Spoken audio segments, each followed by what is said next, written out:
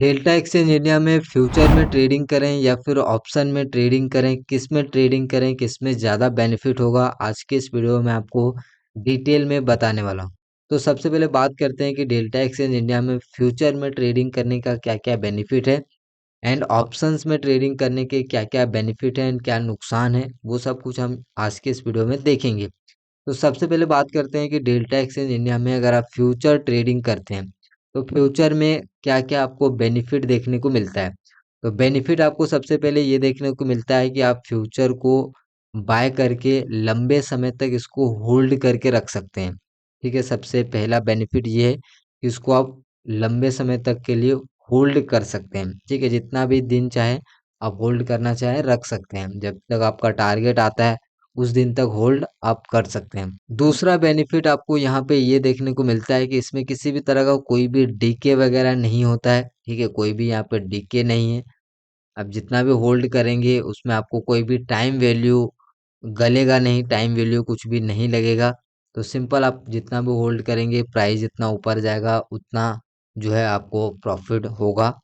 तो इसमें आपको डीके वगैरह का कोई भी आपको लफड़ा देखने को नहीं मिलता है। और तीसरा बेनिफिट ये है कि इसमें किसी भी तरह का कोई भी एक्सपायरी वगैरह नहीं है कि इतने दिन के बाद एक्सपायर होगा, उससे पहले आपको कॉन्ट्रैक्ट को जो है स्क्वायर अप वगैरह करना पड़ेगा। तो ये यहाँ पे तीन बेनिफिट आपको मेजरली जो है फ्यूचर में आपको देखने को मिल जाता है। चाहे आप डेल्टा एक्सचेंज में बिटकॉइन में फ्यूचर ट्रेड करें या फिर इथेरियम में फ्यूचर ट्रेड करें या फिर कोई और करेंसी में फ्यूचर ट्रेड करें। तो ये तीन आपको इधर के साइड आपको बेनिफिट देखने को मिलता है। अब मैं आपको बताता हूँ कि ऑप्शंस में क्या क्या बेनिफिट आपको मिलता है, अभी मैं आपको नुकसान भी बताऊंगा।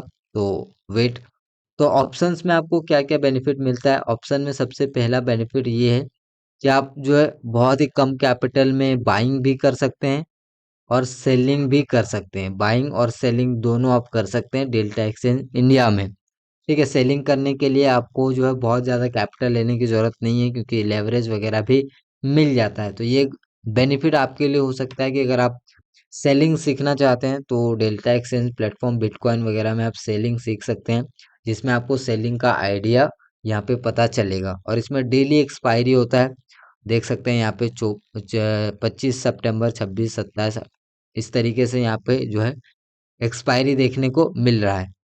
अगर आप ऑप्शन सेलिंग करते हैं तो आपको यहाँ पे बेनिफिट ज़्यादा हो सकता है बजाय बाइंग का। तो एक तो बेनिफिट ये है कि अगर आप डेल्टा एक्सचेंज में ऑप्शन सेलिंग करते हैं तो आपको बेनिफिट हो सकता है यहाँ पे डीके वगैरह आपको मिलेगा। ऑप्शन बाइंग भी कर सकते हैं, लेकिन ऑप्शन बाइंग में जैसा कि मैंने आपको बताया कि थोड़ा सा रिस्क इसमें ज़्यादा हो जाता है। सेलिंग्स में भी रिस्क होते हैं बट सेलिंग्स में थोड़े से रिस्क मिनिमाइज होते हैं और सेम कैपिटल पे आप सेलिंग भी कर पाओगे और बाइंग भी कर पाओगे। तो सेलिंग करना बेटर अपॉर्चुनिटी यहाँ पे लगता है। अब मैं आपको दोनों के नुकसान बताता हूँ कि दोनों में क्या क्या नुकसान है। तो सबसे पहले फ्यूचर के नुकसान मैं आपको बताता हूँ। नुकसान एज सच कोई बहुत बड़ी नहीं है। सबसे पहला जो नुकसान ये है कि फ्यूचर में थोड़े से आपको चार्जेस ज़्यादा लगता है अगर आप मार्केट ऑर्डर पे ऑर्डर को एग्जीक्यूट करते हैं तो 0.05% जो है आपको चार्जेस लगता है टोटल मार्जिन पे। 0.05, ठीक है, 0.05%, जो कि आप यहाँ पे फीस पे क्लिक करेंगे तो आपको दिखाई देगा। और अगर आप लिमिट ऑर्डर प्लेस करते हैं तो यहाँ पे 0.02 यहाँ पे लगता है।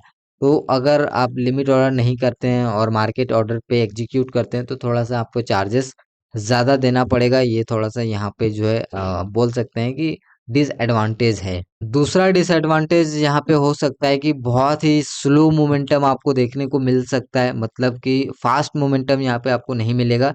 ऑप्शन बाइंग में थोड़ा सा ज़्यादा फास्ट मोमेंटम या फिर ऑप्शन सेलिंग में, इन सब में फास्ट मोमेंटम ज़्यादा मिलता है क्योंकि डीके वगैरह, क्योंकि आप देख रहे होंगे कि इस तरीके का जो मार्केट का जो मूव होता है कैसे होता है, इस तरीके से बहुत ही स्लो स्लो स्लो। ज़्यादातर जो है बिटकॉइन या फिर इथेरियम आप देखेंगे तो साइडवेज ही रहता है या फिर एक ही जोन में या फिर रेंज में ही रहता है। तो बहुत ही स्लो मोमेंटम यहाँ पे देखने को मिलता है फ्यूचर ट्रेडिंग में। तो अगर आप बहुत लंबे टाइम के लिए बाय करते हैं, होल्ड करते हैं 1-2 सप्ताह या फिर एक पर्टिकुलर टारगेट के लिए तो अच्छा है।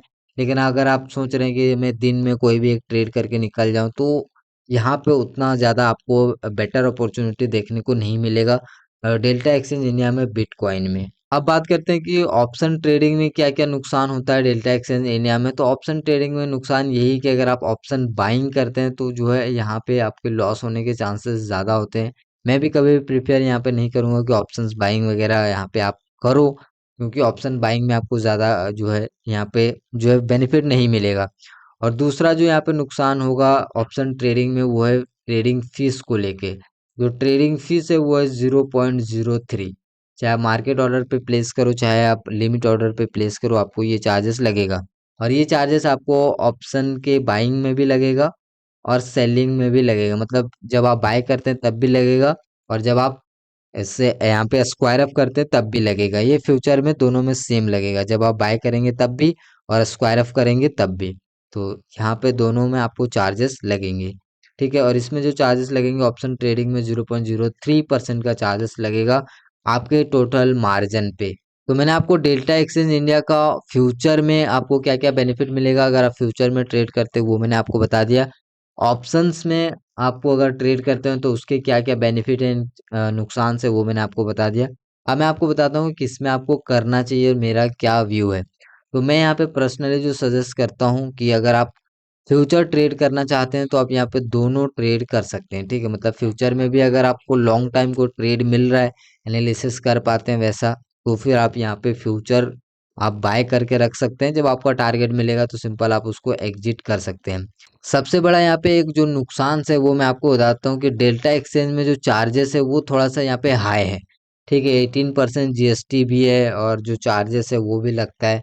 तो यहाँ पे चार्जेस तो यहाँ पे बहुत ज़्यादा है डेल्टा एक्सचेंज इंडिया में, ठीक है। मैं आपको यहाँ पे पहले ही बता देता हूँ, चाहे आप फ्यूचर करो चाहे आप ऑप्शन करो, दोनों में चार्जेस हाई होते हैं और चार्जेस आपको यहाँ पे देने पड़ेंगे, ठीक। चार्जेस मतलब कि जो परसेंटेज चार्जेस लगता है प्लस में 18% जीएसटी भी एक्स्ट्रा ऐड हो जाता है, तो थोड़ा सा चार्जेस और भी ज़्यादा इंक्रीज हो जाता है, क्योंकि वो टैक्सेस वगैरह तो वो सब। तो अगर आप फ्यूचर ट्रेड करते हैं तो लंबे समय के लिए बड़े टारगेट तक अगर आप होल्ड करते हैं तो फिर आपके लिए बेस्ट होगा। और अगर आप ऑप्शन ट्रेड करना चाहते हैं तो ऑप्शन में आप ऑप्शन सेलिंग कर सकते हैं, जो कि आपके लिए जो अच्छा हो सकता है, ठीक है। ऑप्शन सेलिंग का एक्सपीरियंस भी आएगा और आप ऑप्शन सेलिंग करना सीख भी सकते हैं। तो ऑप्शन सेलिंग यहाँ पे डेल्टा एक्सचेंज इंडिया में ठीक है। बाकी अगर आप यहाँ पे, मैं पर्सनली जो फ्यूचर में ट्रेड करता हूँ डेल्टा एक्सचेंज इंडिया में, तो फ्यूचर में ट्रेड करना ज़्यादा अच्छा रहता है। और फ्यूचर में लिमिट ऑर्डर में ट्रेड करते हैं जिसमें 0.02% टोटल मार्जिन ऑफ पे जो ट्रेडिंग फीस लगता है। तो मैंने आपको इस वीडियो में बता दिया कि डेल्टा एक्सचेंज इंडिया में फ्यूचर ट्रेडिंग में क्या बेनिफिट है और क्या नुकसान से, और ऑप्शन ट्रेडिंग में क्या बेनिफिट है क्या नुकसान है, आपको क्या करना चाहिए, मैं क्या क्या करता हूं। तो आई होप कि आपको ये वीडियो पसंद आया होगा। वीडियो पसंद आया तो लाइक करिए। मैं आपसे मिलता हूँ अगले वीडियो में, तब तक के लिए धन्यवाद।